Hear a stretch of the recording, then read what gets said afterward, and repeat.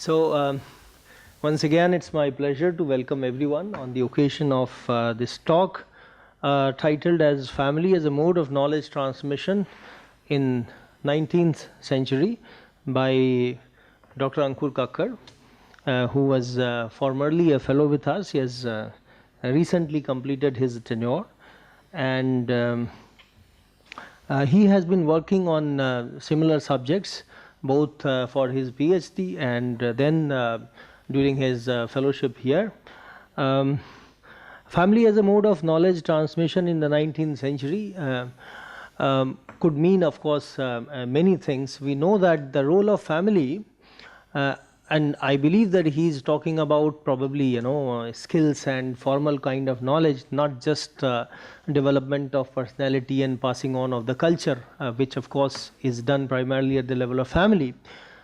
But even in terms of imparting of skills and formal knowledge of various kinds, whether of languages or literature or things like grammar, that is Vyakaran, Dharma Shastras, and of course knowledge of trade and commerce, of bahis, khatas, and of course knowledge of craftsmanship. All these things one can see very well. In fact, all over the world, I would say, families played a very important role in the passing on of these kinds of skills and knowledge to the next generation.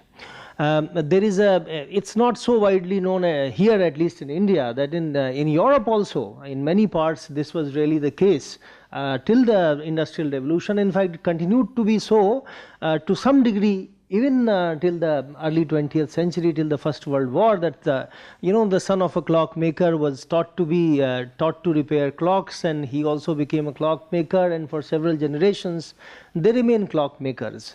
So this is, as a matter of principle, this is not something that is unique to India. Of course, it was there in China, it was there in Japan, and many other parts of the world, which is quite understandable because family was a very close-knit unit, and family allowed for the kind of comfort and for the kind of intensive training that many of these skills and types of knowledge required.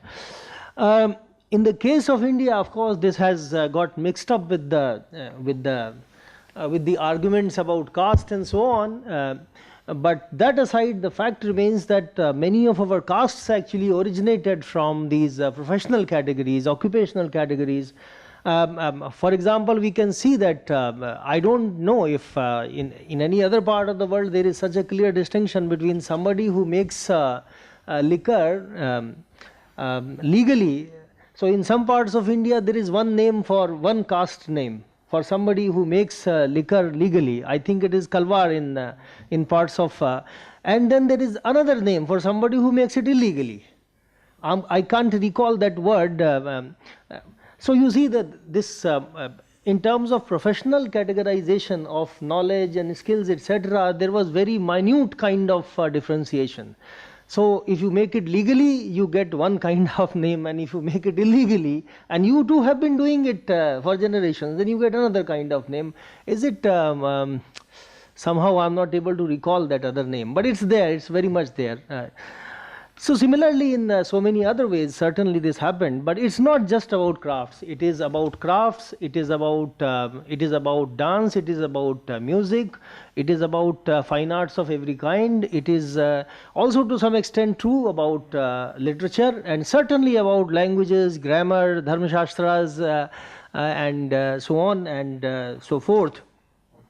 So this contribution, in fact, there is a thought that I want to sort of share with you, that traditionally this skill or the passing on of the skill through the family lineage was seen as something normal all over the world and also in India.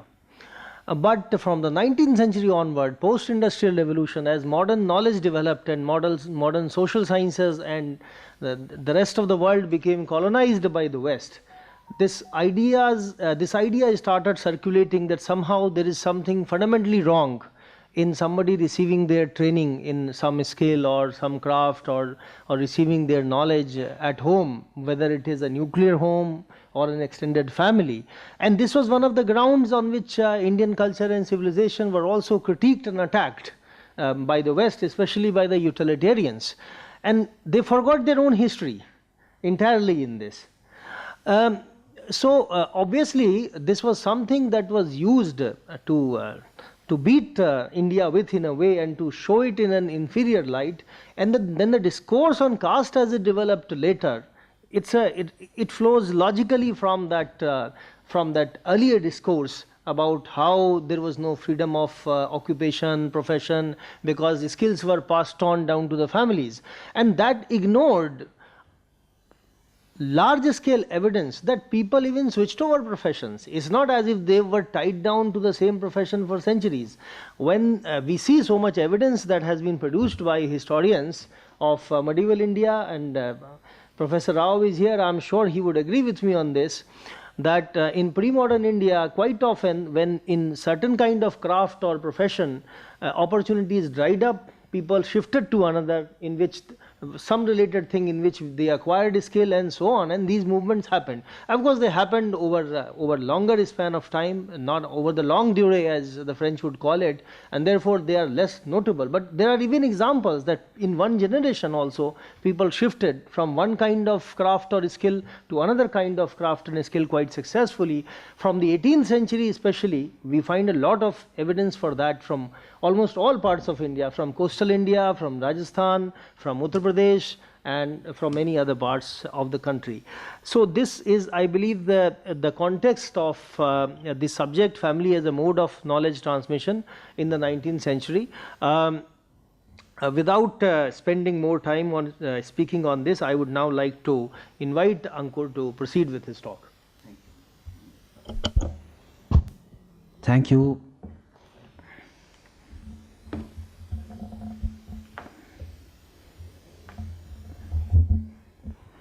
Namaste, and thank you, Professor Dr. Ravi Mishra, for this wonderful introduction and for setting the context for this talk today.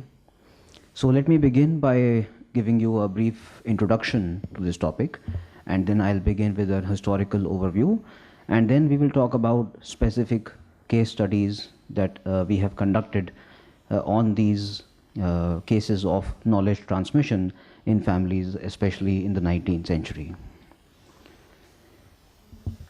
So in pre-colonial India, knowledge was not confined to only a few select great centers or universities. We have already discussed in some of my previous talks about how there was no single or monochromatic way of education in the pre-colonial period. On the contrary, there are various avenues where learning was acquired.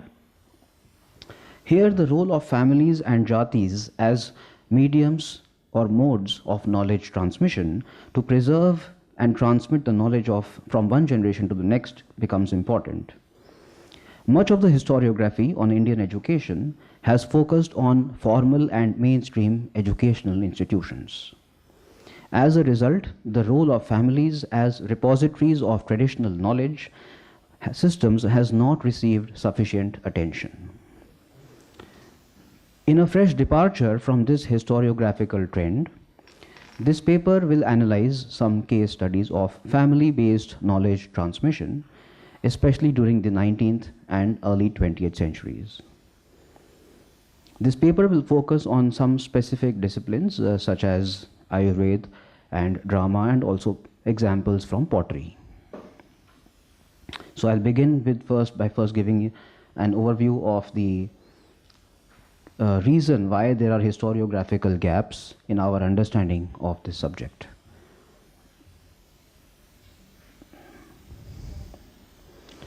Much of our modern discourse, as we know, focuses on the expansion of institutions and literacy and on education institutions such as schools, colleges, universities. That is how we gauge the extent of education. This is, of course, a derivative of the colonial discourse. So in the colonial period, this whole survey of education was based primarily on formal institutions, and that is where this discourse stems from. In the early 19th century, the British government, as we know, ordered a systematic survey of indigenous education, and that revealed a large number of schools and colleges, which they called schools and colleges, across the whole length and breadth of the country.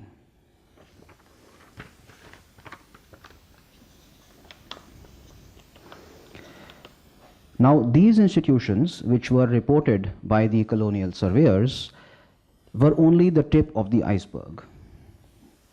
In fact, the colonial officials themselves admitted in these surveys that a large number of students were studying privately. For example, in the Madras Presidency, the collector of Masulipatam observed that many of these students are taught in colleges or in their respective homes. In Malabar, the number of students being taught at home was reported to be 1,594, and in the whole of the Madras Presidency, as many as 26,963 scholars were receiving their education at home. The historian Dharampal, who has authored this book, The Beautiful Tree, he had estimated that the number of privately trained scholars was perhaps several times the number of those who were receiving such education institutionally. And this was on the basis of records of the British in the early 19th century. It is evident from these observations that a major gap in the existing literature on traditional Indian education is that the discourse has been largely limited to institutions. Moreover, because traditional knowledge in the arts and crafts was transmitted orally and in diverse informal environments, the colonial surveys hardly mention any institutions for music, dance, drama, or any arts and crafts. The surveys do mention that the training of quote-unquote dancing girls who were traditionally dedicated to temples was managed privately. For example, the collectors of Masulipatam, Madura and Coimbatore reported that the number of such female students was 33, 105 and 82 respectively. But largely, the family-based education rarely figured in the colonial surveys because the officials were only interested in surveying institutions and in recording the written, formal and institutional modes of knowledge transmission. Also, in the post-Enlightenment era, there was also the precedence that was given to scientific, quote-unquote, scientific disciplines as compared to the arts or cultural disciplines. In this paper, I will attempt to fill this historiographical gap by examining how a wide range of other modes were available as modes of education in the 19th century.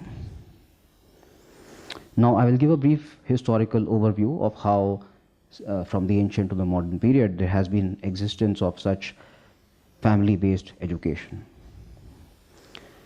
Since the ancient times, the home of the teacher, called variously as ashram, gurukul or pathshala, has been the center of education. The tradition of Vedic education goes back many millennia, beginning with the rishis to whom the Vedas were revealed. The rishis and their progeny imparted the knowledge orally from one generation to the next, and it was in the families of these rishis and their pupils that this knowledge was subsequently preserved. In a countrywide survey of Vedic schools and pathshalas that was conducted as recently as the 20th century by Dr. V. Raghavan, it was found that several Ved pathshalas and gurukuls had been continuing to teach Ved Path for several generations. Some prominent examples were the lineage of Venkataraman Shrauti chanting of Samved at Darbhanga, the Ved Pathshala founded by King Sarfoji of Thanjavur, or the Tulu Brahmins of Trivandrum who specialize in the Sakal Shakha of the Rig Ved, or the Nambudri Mutts at Trichur.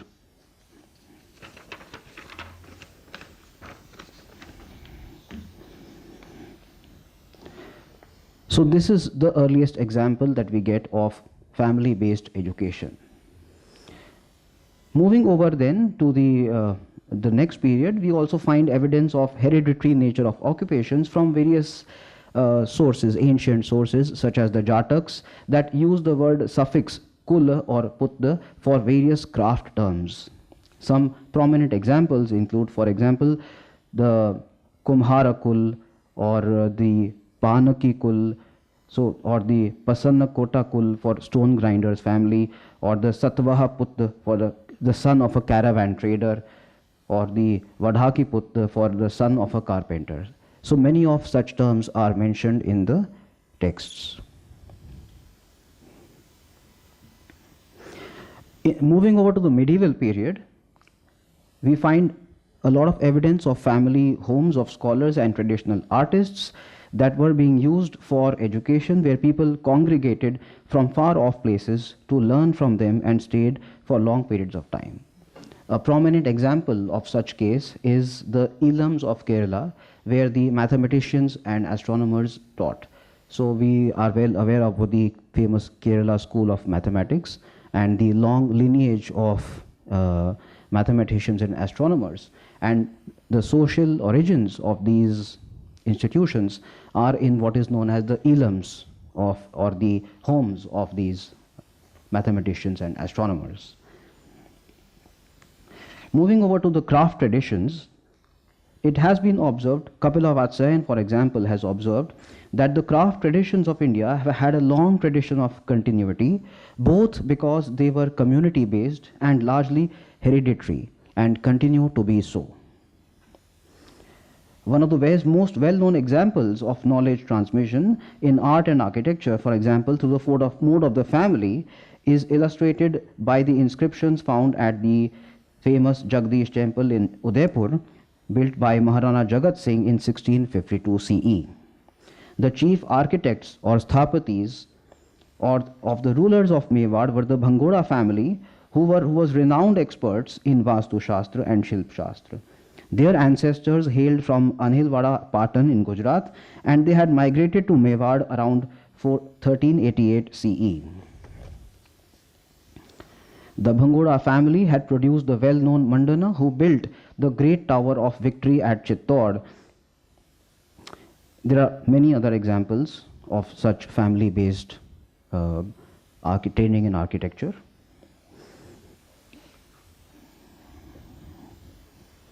This we have covered already.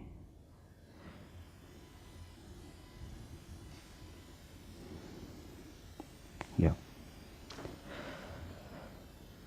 Then moving on to the late medieval period, in the 17th century, we find from various foreign accounts the same examples of knowledge transmission in families or in homes. Francois Bernier, a visitor who visited Varanasi in the 17th century, remarked that the Pandits conducted their pathshalas in different parts of the town in private homes.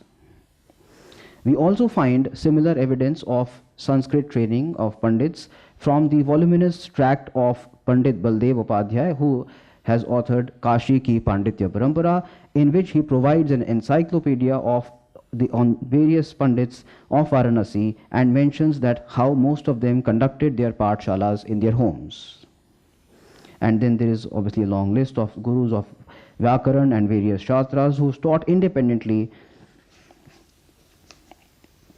In the 19th century now, coming to the 19th century, we have also various accounts from different parts of India that talk about the nature of this family-based knowledge transmission. Francis Buchanan, for example, has left a detailed account of common artists in Bihar in the early 19th century. And we will show this in one of the slides here. Okay, I'll come through it later maybe.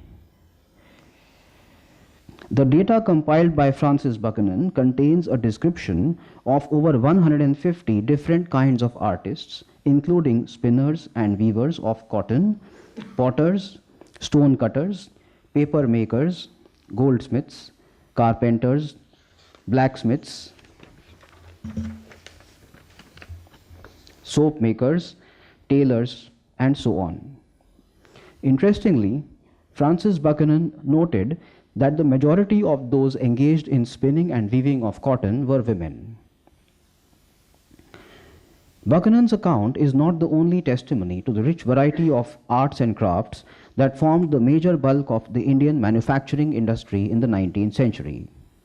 There are several other accounts that provide detailed information about this industry in the 19th century. For instance, in his two-volume treatise titled The Industrial Arts of India, Sir George Birdwood, whose dates are 1823 to 1917, described the making of different kinds of Indian artwork and handicrafts in the 19th century. Interestingly, Birdwood noted that in India everything is hand-wrought, and everything down to the cheapest toy or earthen vessel is therefore a work of art. Using various examples, Birdwood explained the importance of family-based transmission of skill and workmanship. For instance, he noted how a family of artists employed in Delhi was engaged for 3 generations in the engraving of one large ball. In fact, Birdwood believed that this was the only way in which artistic excellence in works can be attained. Birdwood observed the importance given to art by the women of the household and how the skill of workmanship was transmitted within the family from one generation to the next.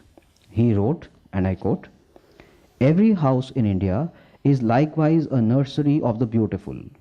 In the meanest village hut, the mother will be found with her daughters engaged in spinning or weaving, and in the proudest native houses of the great polytechnical cities, the mistress of the family with her maid servants may be seen at all hours of the day embroidering cloth in colored silks and silver and gold thread."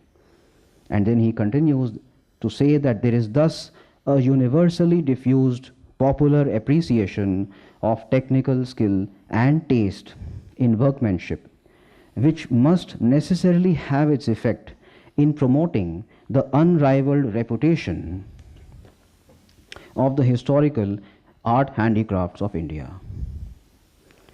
It appears from the above remarks that even in the late 19th century, when George Birdwood was writing, that is, when the British colonial rule was already firmly established, the traditional knowledge of workmanship was still being widely diffused across Indian society, and women played a crucial role in this knowledge transmission.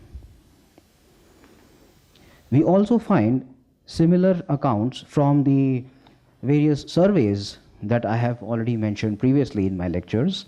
For example, the reports of William Adam from Bengal and Bihar talks about this family-based knowledge transmission.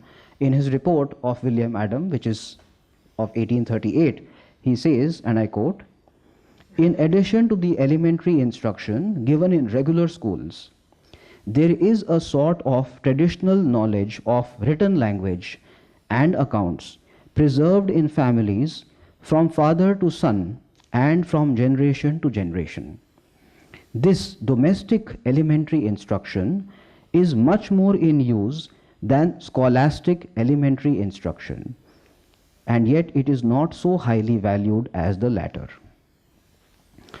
These observations of William Adam in the early 19th century imply that the common village pathshalas were not the only mode of knowledge transmission in pre-colonial India. From keeping accounts to spinning and weaving, many traditional arts and crafts were learned at home. Education, especially in the traditional arts described earlier, was conducted in the family homes of the artists. Now we will discuss about discipline-wise about various arts and crafts. So, for example, let's just start with pottery. Okay, this is not the right way of presenting, maybe. Okay, this will come later. Okay.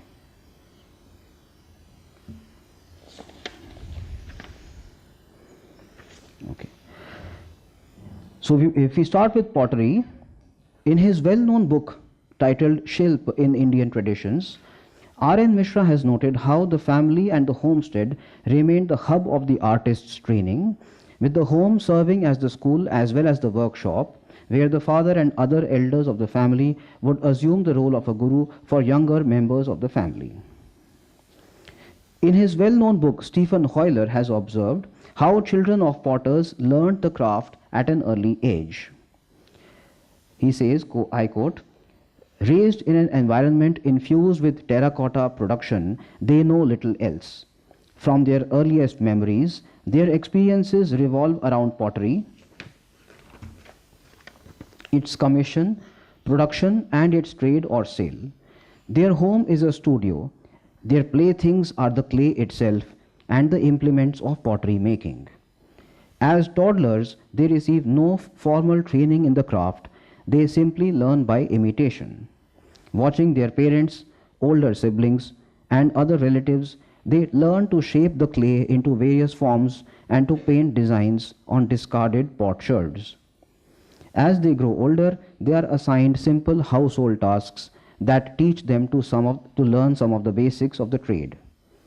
Usually between the ages of 8 and 15, boys begin to use the wheel. Some potters give their sons small potting wheels on which to learn. On the first day a boy uses the wheel, his family celebrates by offering incense and confections to the spirit of the wheel. The females in the family, besides learning all the household duties required of a potter's wife, are trained to clean and prepare the clay, sip and paint the terracottas, help with the firing, and sometimes mold vessels and sculpt figures. The apprenticeship of a potter can take years, beginning with learning to throw the simplest forms such as deepas. His highest ideal is to perfectly copy the vessel and structure prototypes of his family, unquote.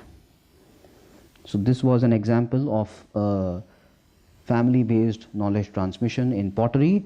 We also went to some of these places. I don't know if I have photographs to show here.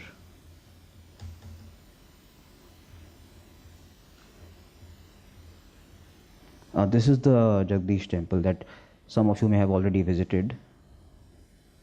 Yeah, this is the potter family that we had visited, and although he's not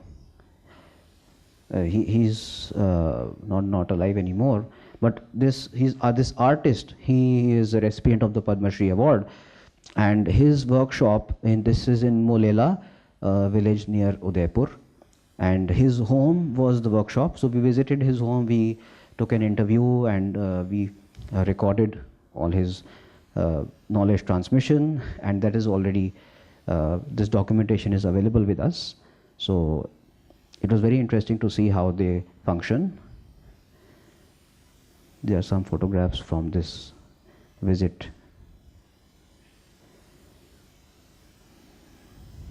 Okay. Now we'll go to the other discipline that we'll talk about. That is the discipline of drama. So from pottery we move to drama. Some of you may be aware that the only surviving form of Sanskrit drama in India is known as Kutiyattam, or popularly known as Kuttu. It is mainly performed in the temples of Kerala, and the actors of this drama are called Chakyars. Each temple has traditionally assigned the right to specific families to perform this art. Originally, there were 18 Chakyar families that preserved the knowledge of Kutiyattam since the time of King Kulashekara, who ruled from 845 to 870 CE. Because this art was transmitted through the family-based system, each family gathered experience and expertise in certain acts and had also their own repertoire of plays in which they specialized. The fact that family homes were the places of education is evident from the account of one of the actors, eminent actor named Amanur Madhav Chakyar, who remarked that his family itself was called Madham. Another actor whom we interviewed is Amanur Parameshwaran Chakyar, better known as Kuttan Chakyar. As his name suggests, he belongs to the Amanur family, one of the original 18 Chakyar families that have preserved this knowledge of Kutiyattam. The names of these 18 families are as follows, and this is also visible on the screen. The names of these families come from the places of their villages. So wherever they were originally inhabiting, those are the 18 families: the Kuttancheri, Amanur, Paravur, Koipa, Pantanallur, Mekkad, Valia Parisha, Ambalapuda. All of these are names of the original 18 families. Over the course of time, 8 of these families survived, but by the early 20th century, only 3 families continued to practice the art. These 3 families are the Ammanur family, which is presently based in Irinyalakuda and Mudikulam. The second family is the Kuttancheri family, which is now settled in Nelivai and Talapili. And the third family is the Pottihil family, which is now based in Kottayam and Kittangur. By the second decade of the 20th century, these families held the privileges of conducting performance in all the important temples of the state. The training centers of Kutiyattam were usually located in the ancestral homes of the traditional families who practiced this art form. As Kapila Vatsyayan has noted, Kutiyattam performances continued and survived through the guarded discipline of the Chakyar families, who became the sole repositories of both the literary and theatrical traditions of this particular form of theatre. The Ammanur family, whom I had the privilege of knowing and interacting with, is one of the 18 families that were the traditional repositories of this ancient theatrical form. Their ancestry goes back more than 500 years. Their family, as I had told earlier, was known as Matham, family name itself. The Ammanur family imparted not just practical instruction, but also preserved and copied old palm leaf manuscripts of production manuals or old works of acting. In the 19th century, this family Gurukul, or this Gurukul is the word I am using, this family Matham as they call it, was being run by Amanur Parameshwara Chakyar, whose dates are 1881 to 1967, better known as Chaju Chakyar. He was a renowned expert of Vachik Abhinay. During that period, students from other families such as the Painukulam family and the Pottayil family also came and studied at the Amanur family Matham. Chaju Chakyar then ran the family Matham along with his younger brother Amanur Madhava Chakyar, whose dates are 1884 to 1932. Both of them trained their nephews, the next generation of Chakyars, namely Amanur Parameshwara Chakyar, whose dates are 1915 to 2008, and Amanur Madhava Chakyar, whose dates are 1917 to 2008, who in turn trained his nephew Amanur Parameshwaran Chakyar or Kuttan Chakyar, whom we had interviewed, and he was born in 1950. The repertoire of this family tradition includes a wide range of plays. So we have a list of all these plays that they are performing. I'll not go into the details because it will take more time. But the education of these Chakyars usually commenced at the age of 3, when the child was taught to draw the letters on the sand. Gradually, he would begin his training. The first lesson of the day would consist of reciting various shlokas in the appropriate ragas. During this recitation, the child would be instructed to maintain the sampad posture, the base position for a Kutiyattam performer, which involves moving the tightly closed fists in sync with the musical tune. This practice, called Shabd Sadhana, continued for about 2 hours daily. The shlokas belonging to different plays, and almost half of them being devotional, were to be sung in the Sri Kanthi Raga. During the day, the Nrit positions or dance steps without gestures were taught. This was followed by lunch, after which he was made to memorize texts of grammar. Finally, after sunset, he was trained in the practice of eye movements. The day ended with revision of the shlokas learned earlier. The next day, if he failed to remember the shlokas, the Guru, who was none other than his uncle, would beat him. Moreover, if he ever displayed lack of attention or enthusiasm, he would not be given food that night. When he was 11, he gave his debut or Arangetram at the shrine of the Bhagavati in Tirumandakam temple. At the age of 16, he performed his first Prabandhakutu, that is acting with a special emphasis on voice and drumming. Gradually, he was assigned minor roles in plays where his maternal uncles were also playing the major characters.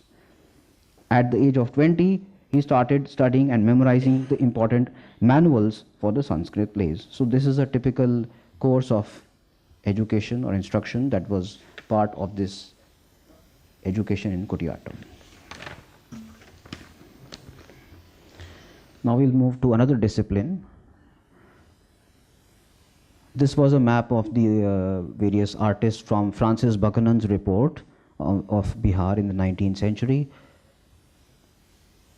Anyway, this is, we come to.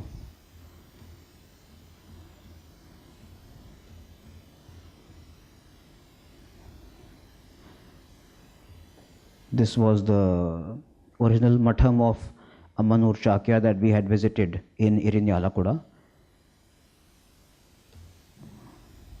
This is the place.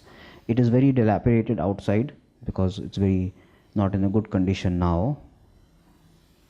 Behind this building is the old house where they used to practice. This one. This was the original place.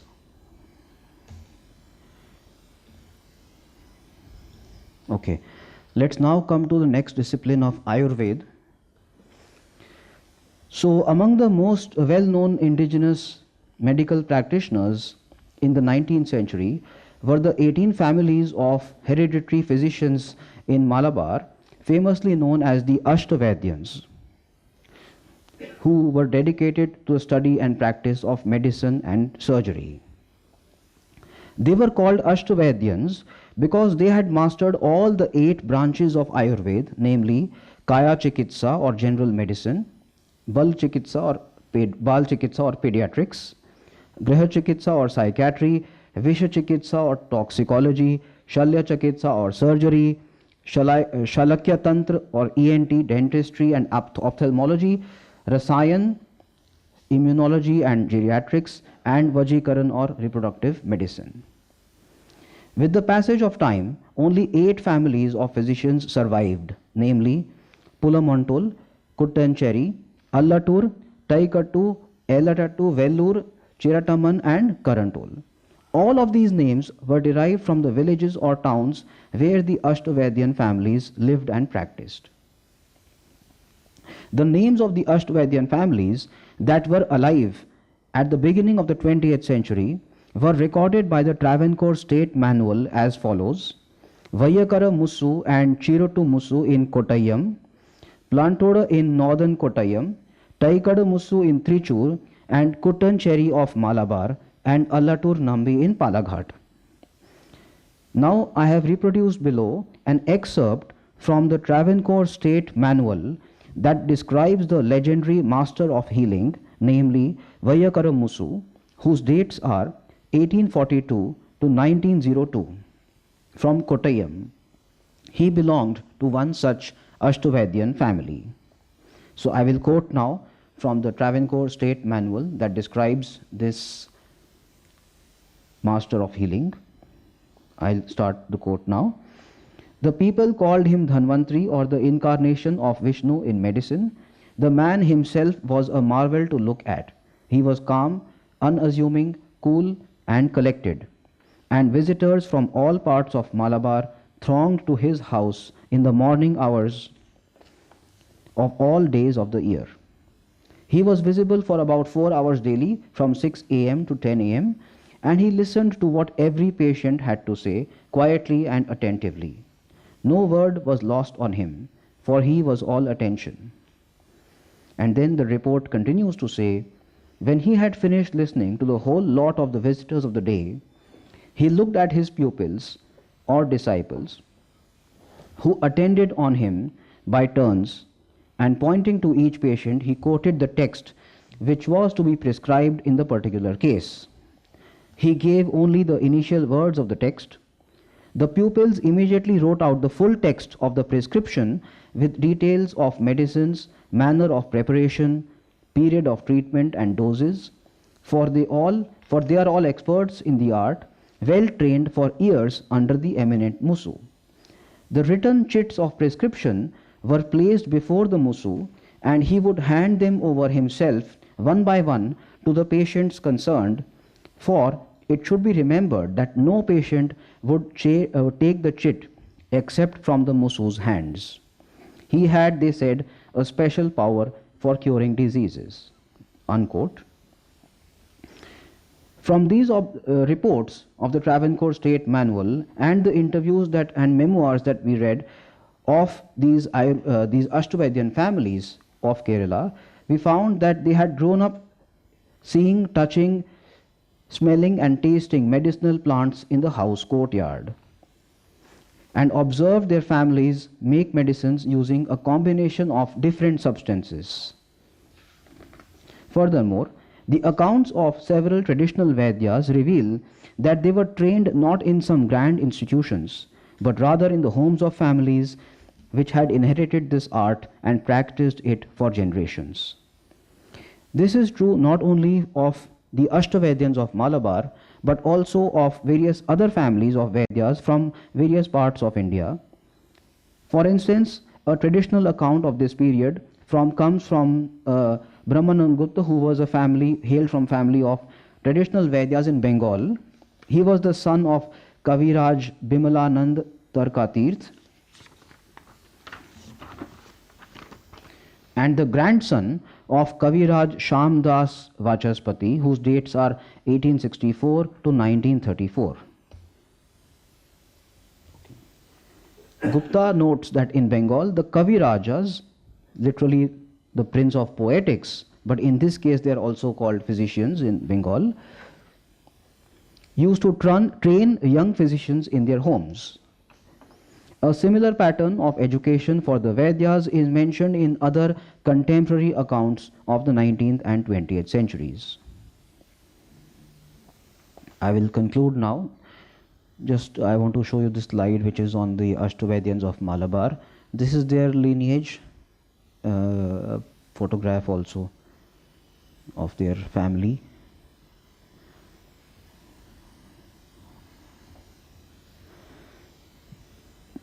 Yeah, that's all I have, I think, for now.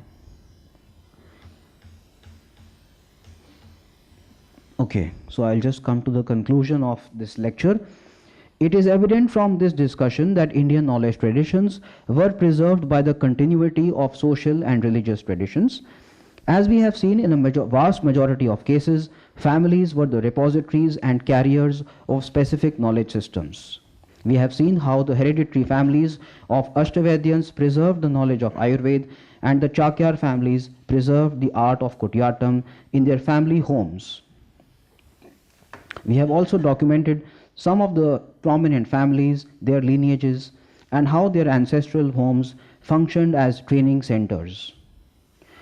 Furthermore, by seeing the sequential stages of training as well as the holistic pedagogy of the artist, this paper has helped us to identify some of the common features that characterize the traditional Indian education system.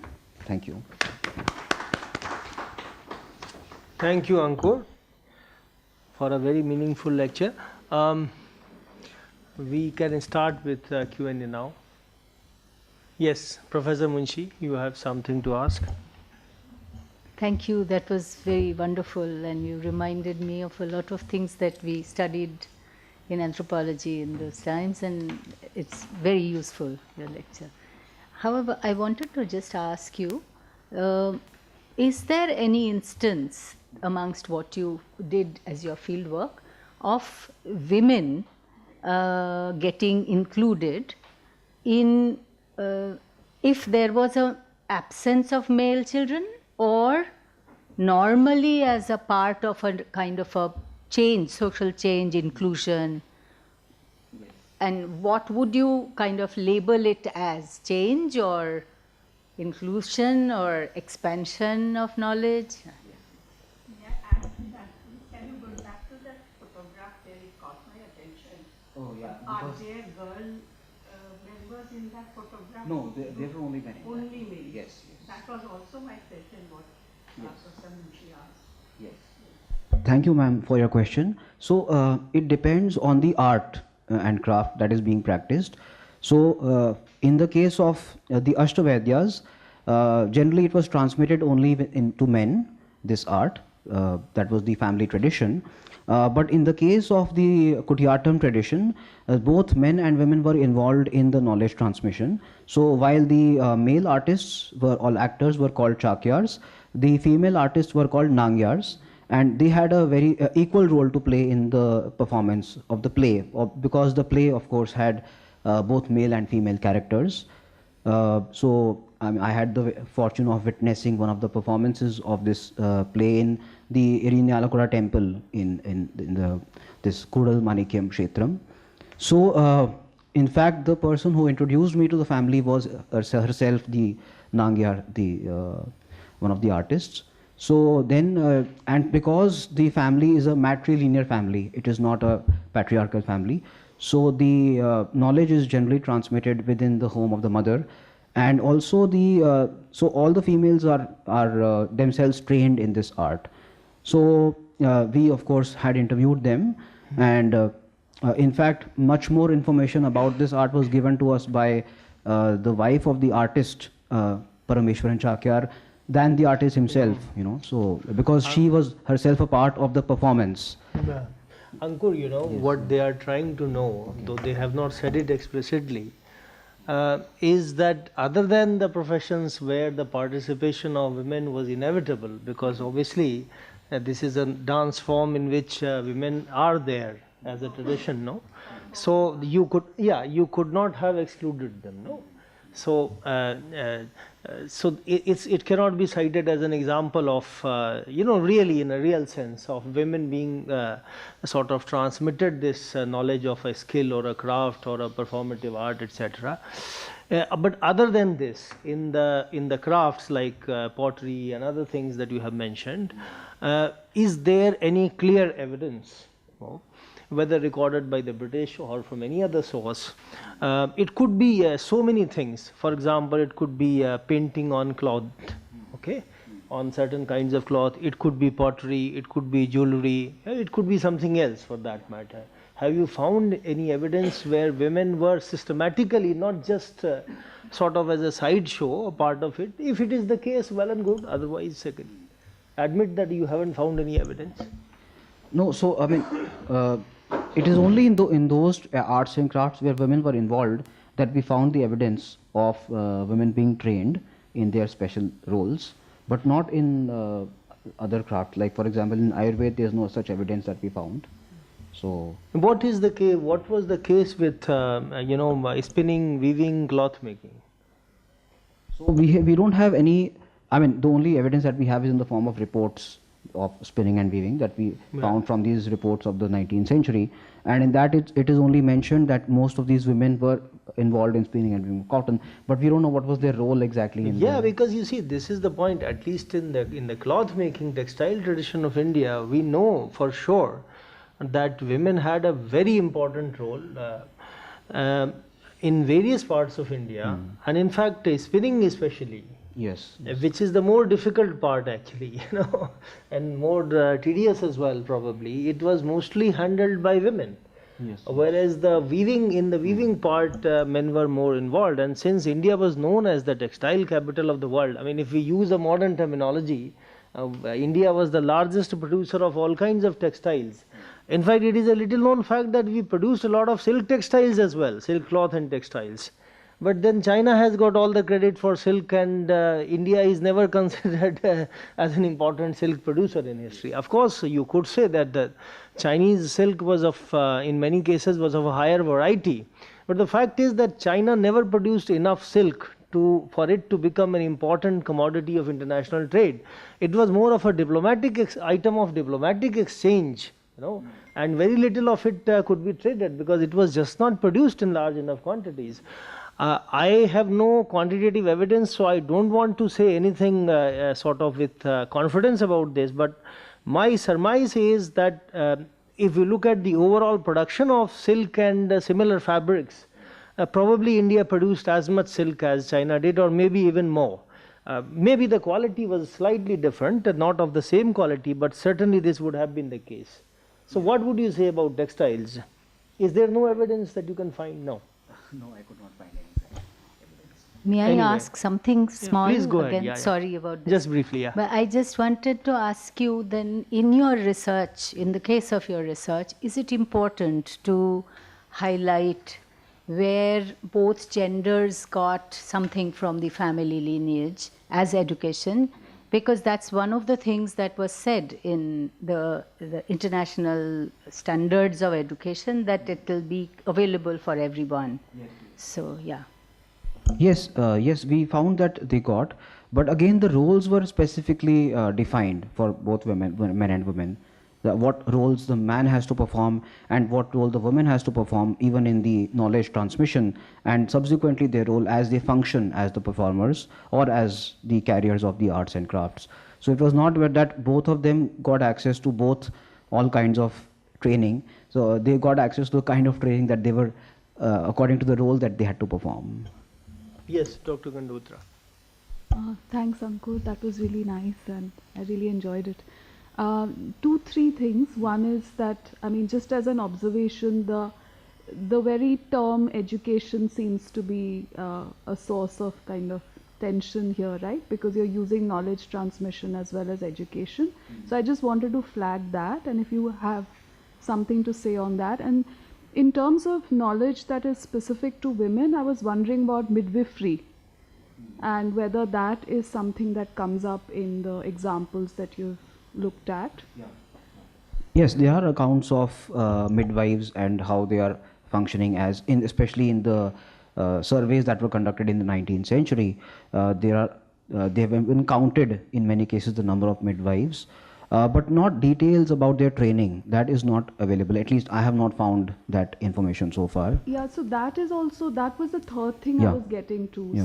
So much of the initial part of your presentation is about how we have access to some of this information. And as far as women are concerned, I'm assuming that there are many, Gaps. there are many gaps because that access it's not visible and it cannot be chronicled in the same way as the knowledge that men receive can be. So I think there are different, I'm wondering whether there are other ways in which, literature or song traditions. There could be, in fact, let me just, there are in fact even now in most parts of India, in the rural areas, if you are doing a survey of some kind, it could be about politics, it could be about society, it could be about crafts, unless you have the availability of a large number of female volunteers or workforce, you really don't have effective access to women there because of all kinds of conservative norms and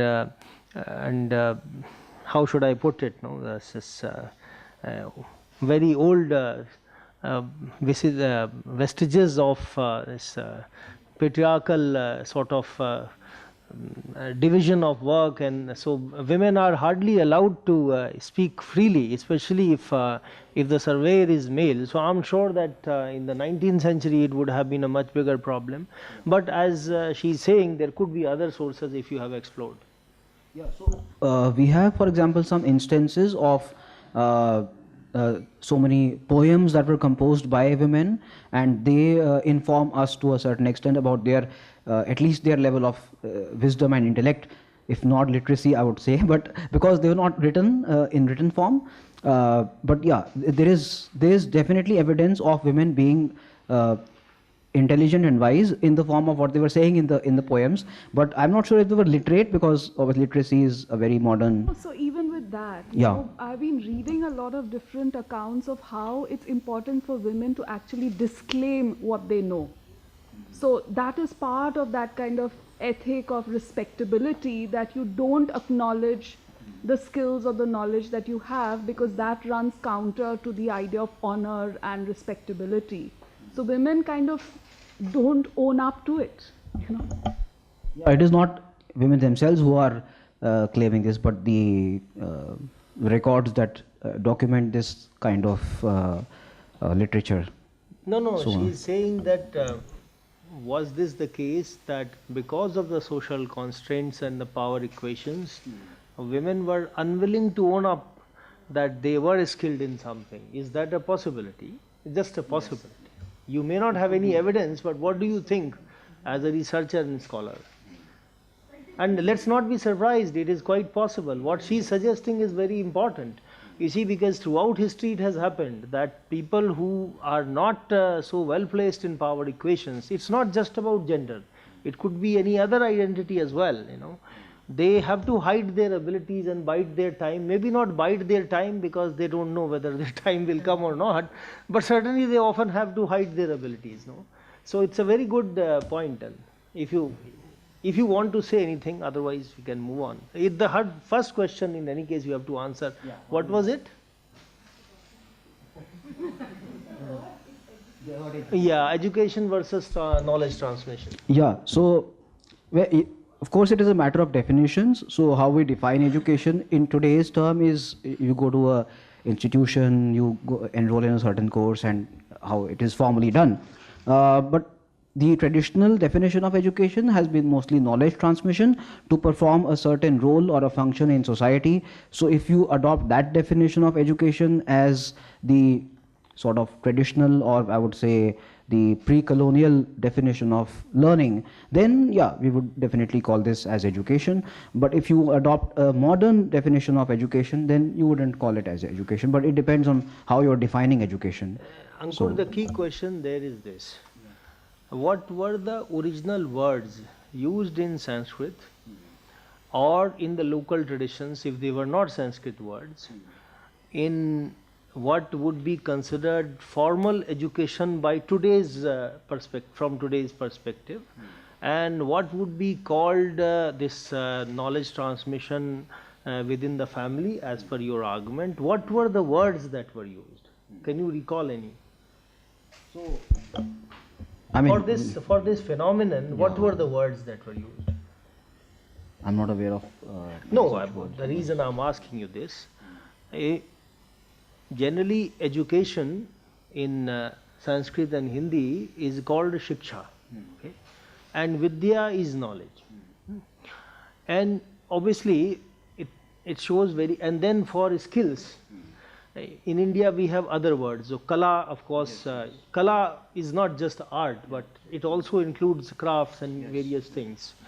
And then of course you also had specific branches of vidya like Dharma Shastras or Puran, Itihas and so on and so forth. So have you been able to find the actual terms that were used, and can we differentiate on that basis? No? No, I mean, of course, Kala was used mostly for these different arts and crafts, but most of the reports that I have seen or read were mostly in English, so I'm not aware of any Indian terms that were used. So that would I would like to suggest that though you have done good work, but then this is a deficiency that you should try to sort of fill up in your research further, because your work is on indigenous knowledge and on how these things were passed on within the family tradition. And if your sole evidence is based on the British sources or the European sources, though that I understand, you have made a good effort, but probably for future you should try to expand by including the Indian evidence also, wherever it is available. I know that it may not be available in every case, but it may be available in many cases, and that would give you a clue of some of the some of the difficult things as far as this subject is concerned, because we are generally aware that there were many variations, you know, in the passing on of knowledge, of crafts, of kala, that is skills, what we in our own times now call techniques or hunar. Hunar is also a word. It's of course not a Hindi word, Sanskrit word, but it's there. You know, people how they acquire the training in specific techniques, etc., of doing things. So maybe if you do that, it is you would be able to get something there. It's a useful point, because the fact is that while it is true that modern education is education, modern even in the West, as we know, because this is a more or less a post-industrial revolution phenomenon. It spread gradually in Europe, and it became a mass product only in the 20th century as far as schooling is concerned. In fact, we have ample evidence of it from Europe, that it assumed mass proportions in the late 19th and early 20th centuries. But as far as education in the sense of higher education is concerned, in Europe, of course, it was mainly the monasteries, seminaries that later evolved as universities. In fact, your own university, from where you did your PhD, Heidelberg, it carries the Saint Paul. Yeah, I know it carries much of that tradition. Here in India also, we had the same thing. Yes. We had similar things here. But those accounts are, very few. Indigenous accounts. There is a question from here from Kanchan. Yeah. हाँ ये अंकुर interesting paper है बहुत ही आपका बस मेरी observation भी यही थी कि Zara, pull it a little closer. मेरी ऑब्जर्वेशन भी यही थी कि आप इंडिजिनस नॉलेज सिस्टम पे बात करें और आजकल इस पे बहुत काम भी हो रहा है और आपके जो सोर्सेज हैं वो सारे ऑलमोस्ट ब्रिटिशर की रिपोर्ट्स थी या जो भी था आपने एक जगह त्रावणकोर शायद स्टेट का कुछ डॉक्यूमेंट का जिक्र किया हाँ तो रीजनल सोर्सेज बहुत सारे अवेलेबल हैं और जैसे आपने बात की कारीगर जातियों की आर्टिजन कास्ट की तो उनके भी बहुत सारे सोर्सेज हैं जैसे 19th सेंचुरी में प्रेम चौधरी ने काम किया है और भी लोगों ने किया है काफ़ी सारी जगह तो स्पेशली लोगों ने काम किया जैसे लुहार का आपने बात किया कुम्हार का बात किया तो इसमें सब में वुमेन हैं शामिल और उनकी वो जो प्रोफेशनल कास्ट है उनकी कास्ट में काम ही ऐसे हैं जैसे लोहार में आदमी बनाता है और औरत बेचने जाती है तो ये जहूर खान नारायण सर जानते हैं जहूर खान ने काम किया राजस्थान के गडोलिया लोहार पे और बहुत अच्छा काम है वो पूरा उन्होंने लिखा है वो कहते हैं औरत 5 साल बड़ी होती है आदमी से क्योंकि वो बाहर जाके बार्गेनिंग करनी है उसको बेचना है सामान और पुराना लोहा लाना भी है तो आपको इन सारे कामों में But was this the only reason she was 5 years older? There must have been something else there. 5 हो सकता है 6 पर थोड़ा मतलब But the good thing is that it speaks so well of the immaturity of those men and the maturity of those women. I don't know. पर इसी तरीके से बाकी सब में भी और एक मेरा ऑब्जर्वेशन और था कि स्पेसिफिकली आप जो बात करें फैमिलीज की तो जैसे बहुत सारे घराने जयपुर घराना लखनऊ घराना तो एक तो फैमिली एक्चुअली ये सारे ओरल ट्रेडिशंस थे इसलिए जो डॉक्यूमेंटेशन है वो थोड़ा सा कम अवेलेबल था दैट्स व्हाई फोकलोर आपको मिल जाएगा बहुत सारा है जी जैसे फॉर एग्जांपल मैं आपको एक एग्जांपल देता हूँ जो अकाउंट्स जो की इन्फॉर्मेशन जहाँ से मिल सकती है हमें और मुझे मिली भी कुछ हद तक जो बही खाते होते हैं उसमें फैमिली की हिस्ट्री होती है पूरी जीनोलॉजी होती है और उसमें और भी इंफॉर्मेशन होती है कि इसमें इन्होंने ये शिक्षा ली है या यहाँ तक पढ़े हैं या but even that is limited to a certain extent और जो अकाउंट्स हैं उनके मतलब ट्रेडिशनल अकाउंट्स खुद के बायोग्राफिकल अकाउंट्स कुछ मैंने यूज़ भी किए हैं स्पेशली वो वहाँ से हमें इंफॉर्मेशन मिलती है कि उनकी खुद की ट्रेनिंग कैसे हुई थी उसमें but of course I appreciate your point कि और इंडियन अकाउंट्स और इंडिजिनस सोर्सेज क्योंकि बहियों में बहुत सारा जो सर कह रहे थे ना ये कपड़े के वीविंग में जुलाही का बहुत इंपॉर्टेंट रोल है वो वीविंग वही करती है राजस्थान में हमें बहियों में रिकॉर्ड मिलता है जी। और बहुत इंपॉर्टेंट रोल है स्टेट और सब डॉक्यूमेंट्स में उनका हाँ जी You know, इसमें एक some of these variations, let me just observe it. Some of these variations emanate from the peculiarities of local agricultural economy in each region. We know that India, of course, is a vast land, and in different parts of India, agriculture was practiced very differently. So the regions that were more fertile, where there were 2 or 3 crops, for instance, would have fewer milk-giving animals, because the problem was that if you have too many animals, there is always that risk of their eating the standing crop, and it's very difficult to then sort of control them, control the animals.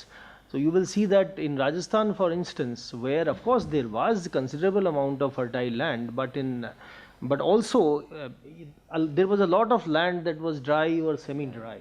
So in that kind of situation, putting too much labor in a land that wasn't very fertile, I'm not talking about eastern and southern Rajasthan, which is relatively fertile, but I'm talking about the western part, okay? So in that kind of region, there would be a lot of time available to both men and women free from their agrarian operations. Even if, I mean, of course, not all of them would be involved in agriculture, but mostly anybody who lived in a village had some land, and even if it wasn't much, and they were involved. But you can see that where productivity of land was less, people knew that you could not sort of raise a crop larger than this. Obviously, they were intelligent enough to reduce the intensity of their effort. So means they had more time. Because you see in Bengal and in this region from Bihar, Bengal, Eastern UP onward, you see that women were largely involved as far as agriculture is concerned in rice transplantation, which was the hard work actually, because you have to bend in order to do the rice transplantation. And mostly among the masses, they did that difficult work. From ancient times actually, we have enough evidence of this. And so they did not get as much time to be involved in such crafts, etc., as they might have in Rajasthan, for instance. And the reason may be that. I'm just guessing, by the way. Sagar. Ankur, I found your the story of the apprenticeship very interesting, because आप simple चीज़ों से complex चीज़ें बनाते हैं, फिर वो आप mastery हासिल करते हैं, and that process is definitely something that continued well into the present. But from your sources, and especially I'm recounting the details that you shared about the drama, the families, they declined from 18 to 8 to 3 across. That is the story of change. And that makes me wonder if you're not connecting this vocation to the economic system that sustains it. Yes. So 19th century we know is a age of disruption. Yes. And economic history is, there have been generations of deindustrialization debate that has gone on. And in this larger historiographical context, I think it will be interesting to then see this story of disruption and how these crafts people try to adapt to these disruptions, which would then also make your story a story of change. Without that change element, you're not historicizing how this knowledge transmission and the vocation of these crafts evolved. Yeah, one paper can't do everything, of course, but maybe later he can. No, I mean, this is a very important point actually, because a lot of these traditional arts and crafts were being patronized and funded in a very different way in the pre-colonial period. And of course, we know that with the change of the fiscal arrangements, there was a huge disruption in the whole economic functioning of not only the pathshalas but also of these traditionals, these traditional forms. And that is why they had to transform and take different shapes and forms. But yeah, this is a very very long discussion. Sagar, as far as the 19th century is concerned, you discussed it in the context of deindustrialization debate and disruptions. There is evidence to show that in some cases the men folks moved from craftsmanship of some kind to agricultural labor, or in some cases they migrated to the cities, whereas the crafts continued to be practiced in a rudimentary way by the women of the family.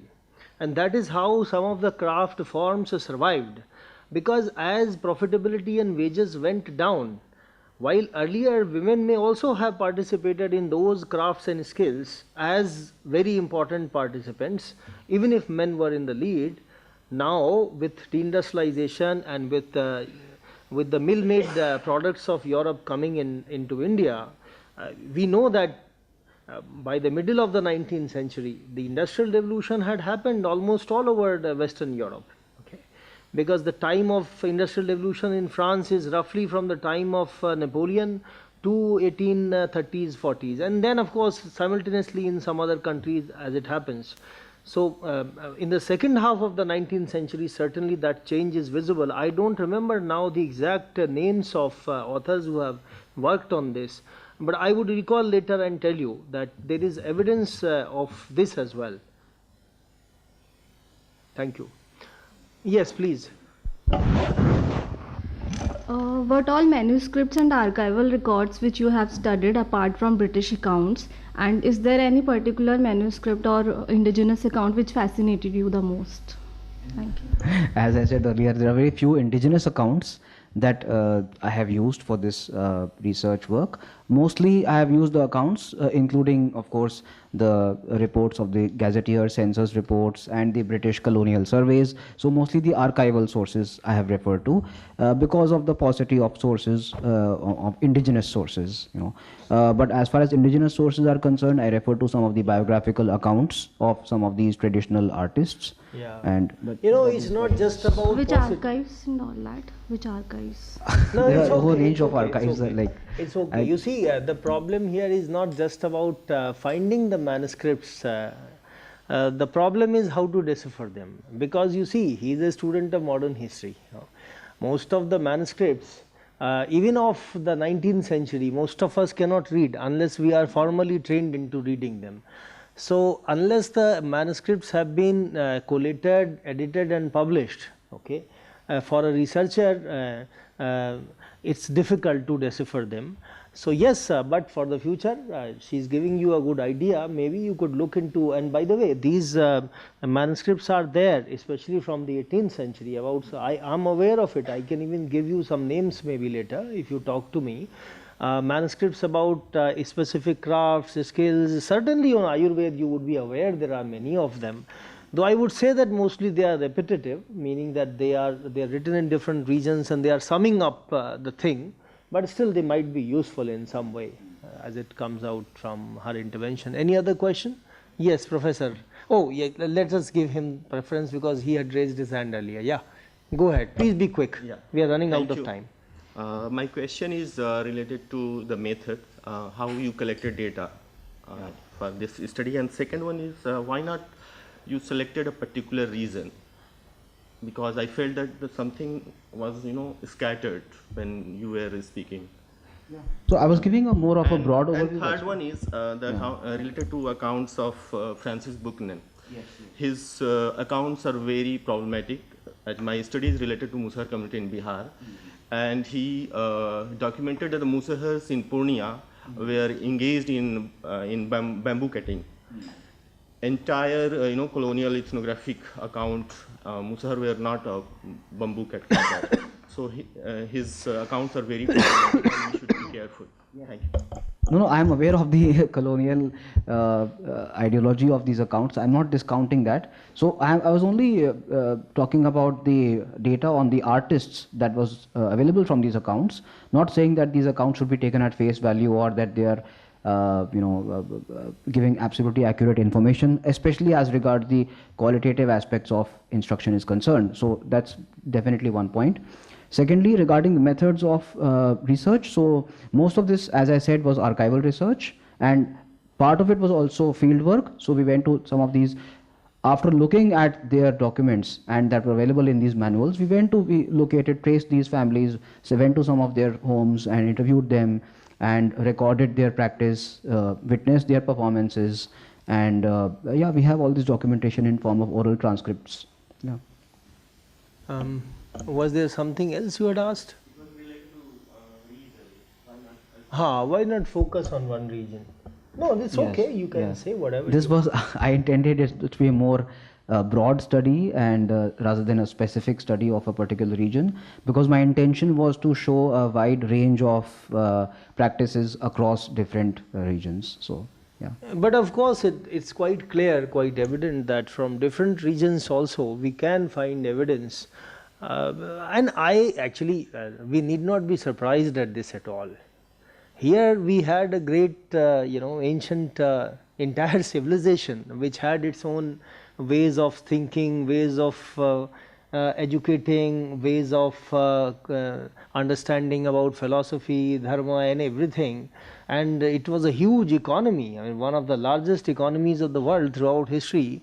So actually it shouldn't come as any surprise to us that we had a very developed tradition of imparting of knowledge or vidya or knowledge transmission.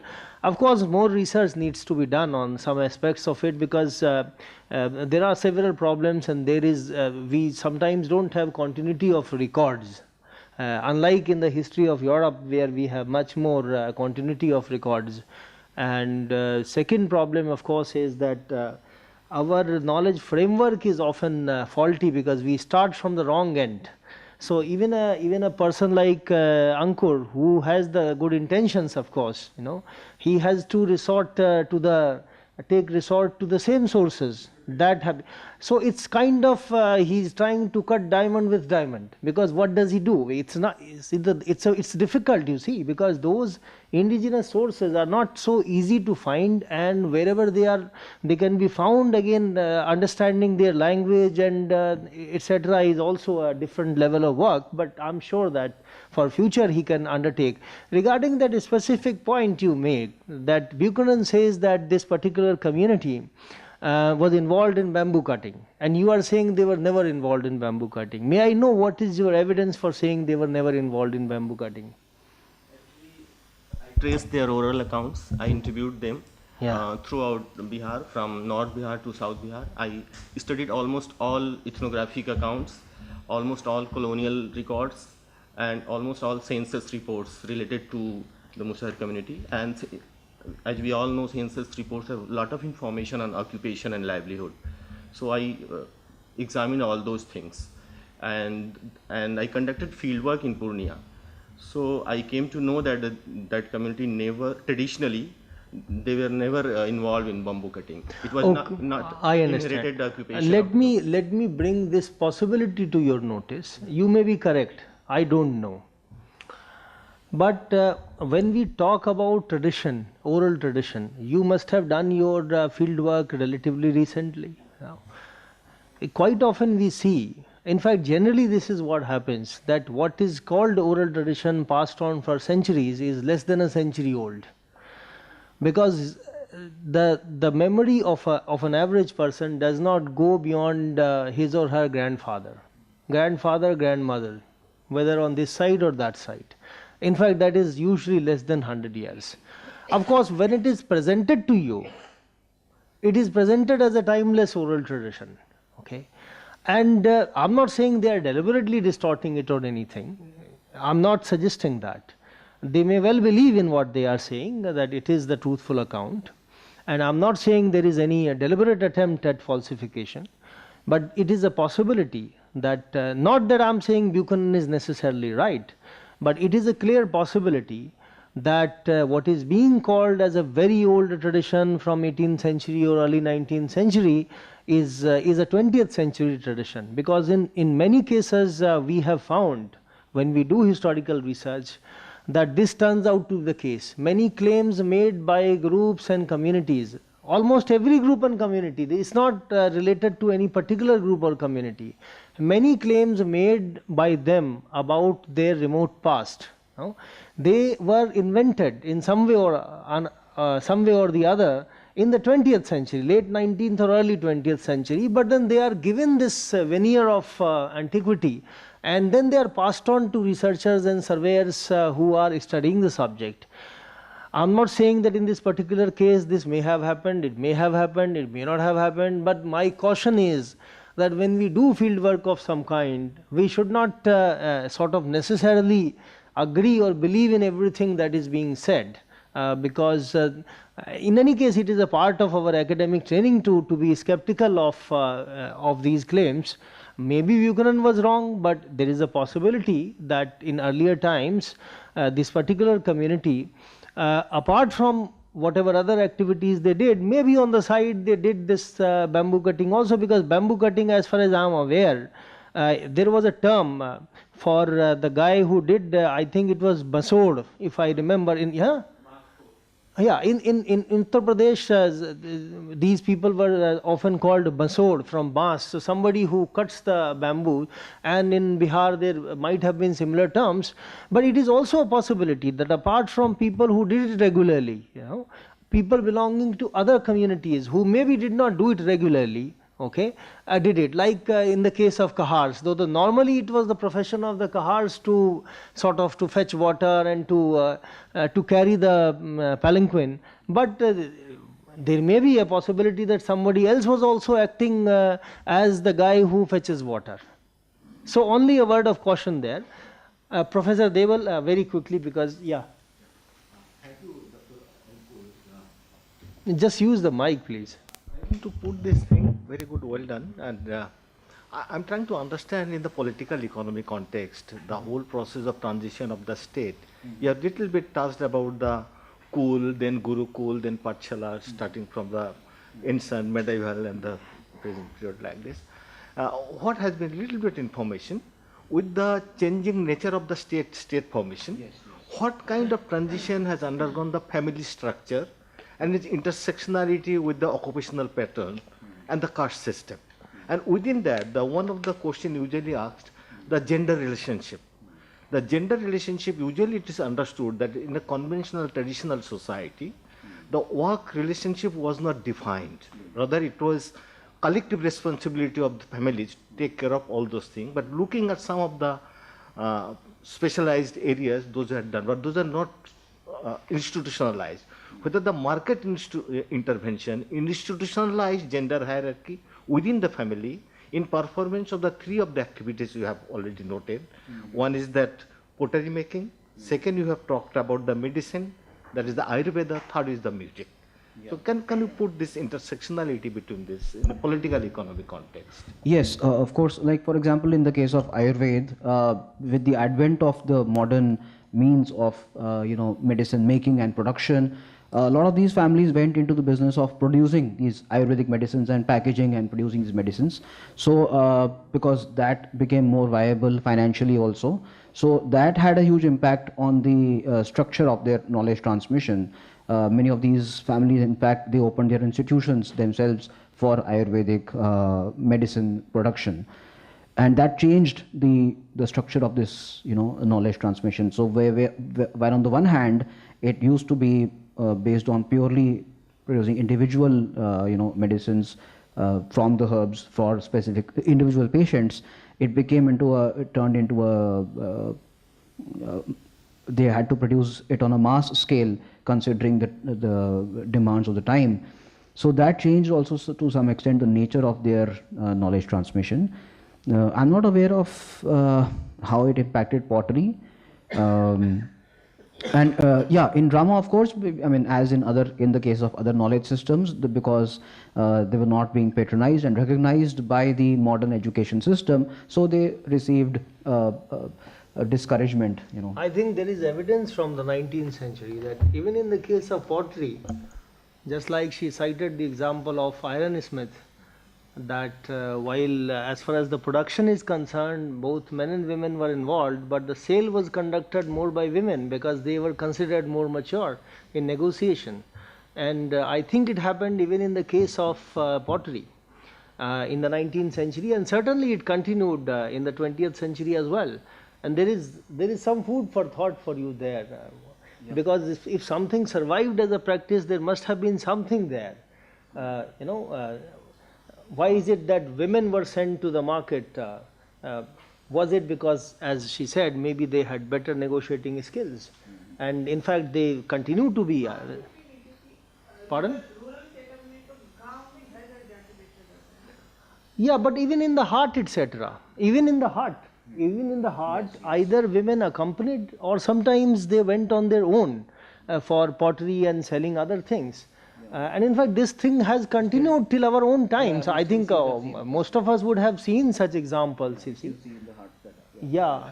So the money was actually earned by women in that sense. Women, especially for potters, they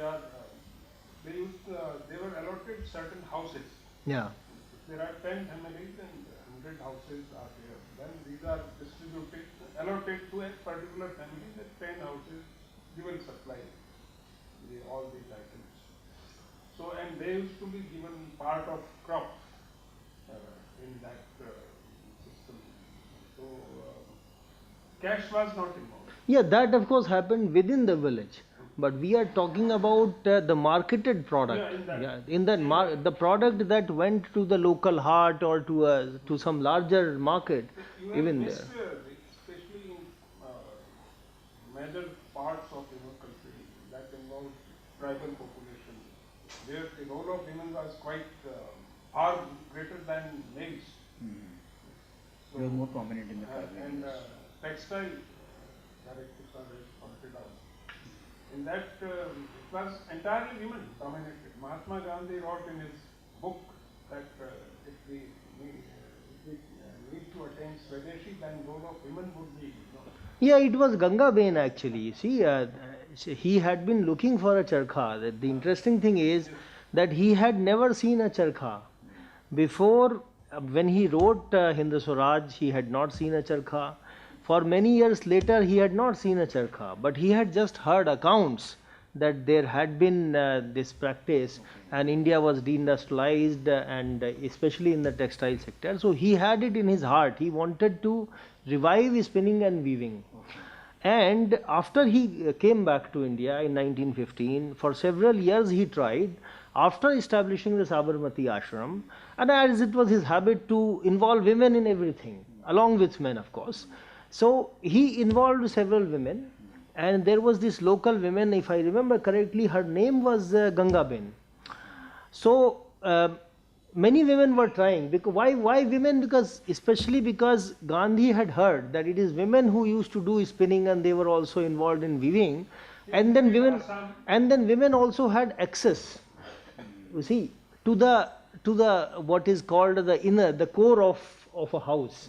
So they might be able to see if some old charkha is lying somewhere. So these women were trying for a couple of years. They could not find. Finally, Gandhi told them that, look, if you are not able to find a proper charkha within this period, I am going to wear a dhoti which is some 10 inches or 12 inches or something of that sort, because without that old spinning wheel and charkha, old spinning wheel, that is charkha, the proper yarn could not be woven. I may be missing something there, by the way, but this is worth looking into. So even if I face the ignominy of wearing a dhoti which is even above my knee, I am going to do it if you are not able to find. He told Ganga Ben, and Ganga Ben finally was able to locate a charkha from a household which dated back some 50, 70 years, which was from around the middle of the 19th century. And that is how Gandhi then started this spinning thing. You know? So the credit there certainly goes to Ganga Ben. An article, Lovely Assam. Yeah. And in that he has praised women, that is focused only on women, that how everywhere in Assam we see women playing charkha and all that and producing cloths. Even today if you go, it is entirely dominated by women. The textile. All right, I think we are running out of time. I leave just one thing for you to think over. Yes. I don't expect an answer here. You see, what you have said about knowledge transmission through families, whether it was of crafts, arts, skills, dance, performative arts or something else, though this is not your specialization, but in what way was it different? You know, in other pre-modern societies, pre-industrial revolution societies, was it any different? If we take the case of China, Japan, major countries of Europe, was it any different? Did they not practice similar things? Meaning, you look at ironsmithry, for example, she took that. No, it was a specific trade in England, for example. We even had, you see that the population of the ironsmiths was quite high. Goldsmith, again, generally smith who dealt with several things, again, it was a very common profession there. And many other professions, for example, people who dealt with horses, we have surnames for them because I think Philip means... William Schumacher, for example. Yeah. So Philip means somebody who loves horses. So you have those kind of things. Of course, it's not your area of inquiry, I understand, but... I'm not looked into the practices of other countries. Yeah, I know you haven't. I will try to. But, it is important because in India, unfortunately, this... crafts and occupations have become associated with the modern discourse of caste and its hierarchy and its inegalitarianism, etc. So that in a way sort of makes it very difficult for us to think in a clear-headed way, about these matters which are more related actually to occupations and crafts and skills and economy.